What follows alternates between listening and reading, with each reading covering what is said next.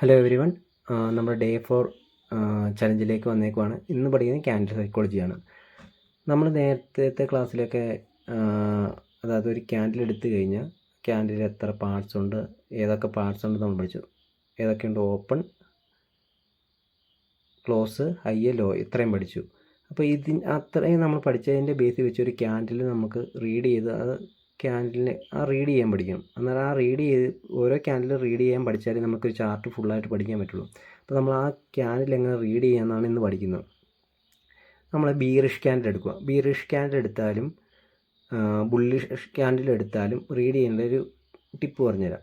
നമ്മൾ ഓപ്പൺ എപ്പോഴും സ്റ്റാർട്ടിങ് രണ്ട് ക്യാൻഡിലിൻ്റെയും സെയിം തന്നെയാണ്. ഓപ്പൺ ചെയ്ത് കഴിഞ്ഞാൽ ഓപ്പണിൻ്റെ ഏറ്റവും അടുത്ത് ഏതാ ഉള്ളത് അതായിരിക്കും നെക്സ്റ്റ്. ഇപ്പം ബുള്ളിഷ് ക്യാൻഡിൽ, ഈ പിക്ചറിൽ കാണുന്ന ബുള്ളിഷ് ക്യാൻഡിൽ എടുക്കുക. അതിൻ്റെ ഓപ്പണിൻ്റെ ഏറ്റവും അടുത്ത് ഏതാ? ലോ ഏതാ? അപ്പം ഫസ്റ്റ് ലോ, ഓപ്പണിൽ നിന്ന് ലോ പോയി, ലോയിൽ പോയി കഴിഞ്ഞാൽ നമ്മൾ അടുത്ത് നോക്കേണ്ട ഹൈ ആയിരിക്കണം. Open, low, high, then close ആയിരിക്കും ലാസ്റ്റ്. ഇങ്ങനെയായിരിക്കണം പോകണം. Open, low, high, close. Bearish candle നോക്കി എങ്ങനെയാണ്? ഓപ്പൺ എടുത്ത ഓപ്പണിൻ്റെ അടുത്ത് ഏതാണ്? ഹൈ.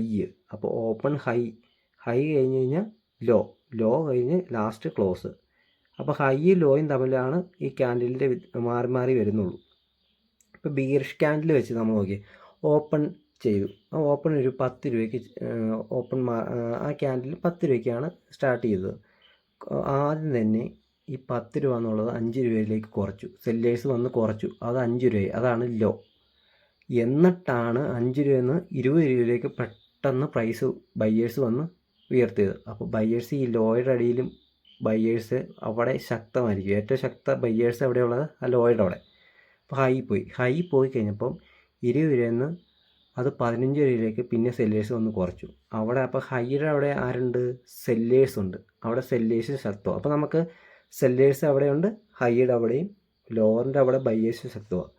ലാസ്റ്റ് ക്ലോസ് ചെയ്തേക്കുന്നത് ഹൈയുടെ അടുത്താണ്. അപ്പോൾ ഇതിൽ ഏറ്റവും കൂടുതൽ വിജയിച്ചിരിക്കുന്നത് ബയ്യേഴ്സ് തന്നെയാണ്.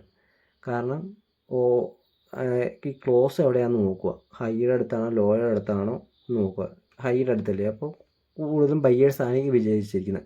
ഇങ്ങനെ ക്യാൻഡിൽ കണ്ടു കഴിഞ്ഞാൽ ബയ്യേഴ്സ് അവിടെ കൂടുതൽ പേരുണ്ട്.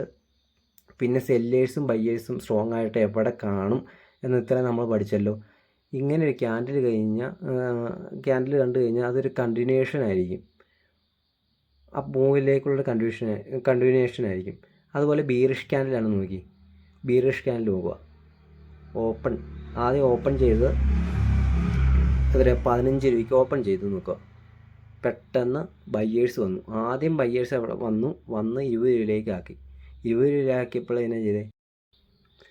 അവിടെ സെല്ലേഴ്സ് വന്ന് അവർക്ക് പ്രൈസ് താത്തണമല്ലോ. അവർ ഇവിടെ ഏറ്റവും താഴെ പോയി 5 രൂപയാക്കി. 5 രൂപ ആയി കഴിഞ്ഞപ്പോഴേക്കും അവിടെ കുറച്ച് ബയ്യേഴ്സ് വന്ന് അവർ പിന്നെ അത് 10 രൂപയിലേക്ക് ആക്കി. അപ്പോൾ അവിടെ ക്ലോസ് ചെയ്തത് 10 രൂപയ്ക്കാണ്. ഇവിടെ ഏറ്റവും സെല്ലേഴ്സ് ഉള്ളത് ഹൈ പോയിൻറ്റ് സെല്ലേഴ്സ് ഉണ്ട്, ലോ പോയിൻറ്റിൽ ബയ്യേഴ്സും ഉണ്ട്. ക്ലോസ് ചെയ്തേക്കുന്നത് എവിടെയാണ്? ലോയുടെ അടുത്താണ്.